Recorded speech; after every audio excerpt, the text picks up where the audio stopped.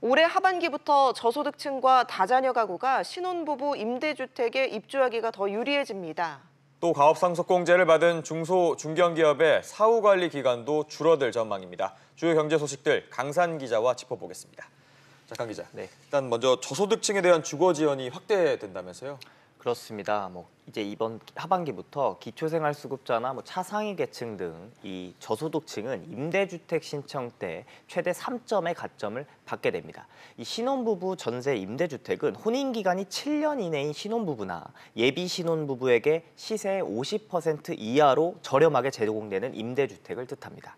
지금까지는 전년도 도시근로자 월평균 소득의 50% 이하인 경우 2점, 70% 이하인 경우 1점을 일률적으로 부여하던 방식을 개선해 저소득층에 대한 가중치를 보시는 것처럼 늘린 겁니다. 예. 복잡했던 소득 수준 증빙 서류도 수급자, 차상위 계층 증명서 등으로 간소화됩니다. 또 혼인기간 등 신청자 대부분이 가점을 얻어 변별력이 적었던 가점 항목도 삭제가 되는데요. 국토부는 어제 이런 방향의 개정안을 오는 30일까지 입법 예고한다고 밝혔습니다. 네, 구체적으로 어떤 가정이 더 유리해지는 건가요? 네, 우선 정부 지원을 받는 저소득층이나 이 자녀가 많은 이들은 공공임대주택 입주가 더 수월해질 전망인데요. 국토부가 이런 내용을 이제 30일까지 행정 예고를 했는데 이 다른 가점 항목의 비중이 늘면서 실질적으로 다자녀 가구, 장애인, 직계존속 부양 가구 등의 가점이 더 높아지는 효과가 있다는 게 국토부 측의 설명입니다. 특히 청년 매입 전세 임대주택 입주 과정에서 이 자산 기준을 세대 구성원 합산 자산에서 부모 본인 합산 자산으로 바꾸는 내용도 이렇게 포함이 됐는데요. 이렇게 되면 자산 검증을 위해서 이 형제 개인정보 동의서를 필요하는 그런 불편함 등이 해소가 됐다고 볼 수가 있습니다.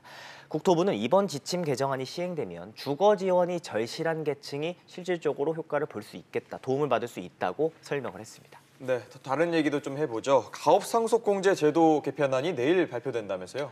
그렇습니다. 더불어민주당과 기획재정부는 내일 당정 협의를 갖고 가업상속공제 제도 개편안을 최종 조율해 발표할 예정입니다. 예. 현행 제도는 10년 이상 경영한 중소기업이나 매출액 3천억 원 미만 중견기업을 상속할 때 가업상속재산가액의 100%, 최대 500억 원을 공제해줍니다. 다만 상속인은 10년간 업종, 지분, 자산, 고용 등을 유지하도록 하는 사후관리 요건을 두고 있는데요. 개편안에는 현재 10년으로 규정된 이 사후관리 기간이 엄격하다는 지적에 따라 7년으로 단축하는 내용이 담길 것으로 알려졌습니다. 하지만 가업상속공제 대상 기업의 매출 기준은 이 부의 되물림이라는 기준 이 비판 때문에 현행 3천억 원 미만으로 유지하기로 가닥이 잡힌 것으로 전해졌습니다. 네, 또 업종을 변경하는 내용은 어떻게 바뀌나요?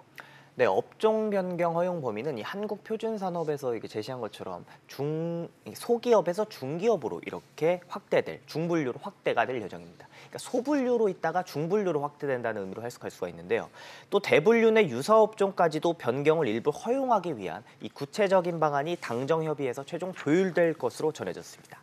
가령 이 전통적으로 술을 만들던 중견기업이 알코올 성분을 연구해서 에너지 분야로 사업 전환을 한다고 하면 이를 허용한다는 의미입니다. 공제기업 업종심사를 진행하는 심의위원회를 구성하는 방안도 검토 중이라고 알려졌는데요. 상속 후 사후관리 기간 정규직 고용인원을 100% 유지하도록 한 요건은 정규직 고용인원을 유지하는 기준만 적용하는 게 아니라 인건비 총액 등을 함께 고려하는 요건도 새롭게 내용이 담길 것으로 전해졌습니다. 상속세 과세 공제 한도는 지금의 최대 500억 원 한이 유지될 전망입니다. 네, 알겠습니다. 강 기자 얘기 잘 들었습니다.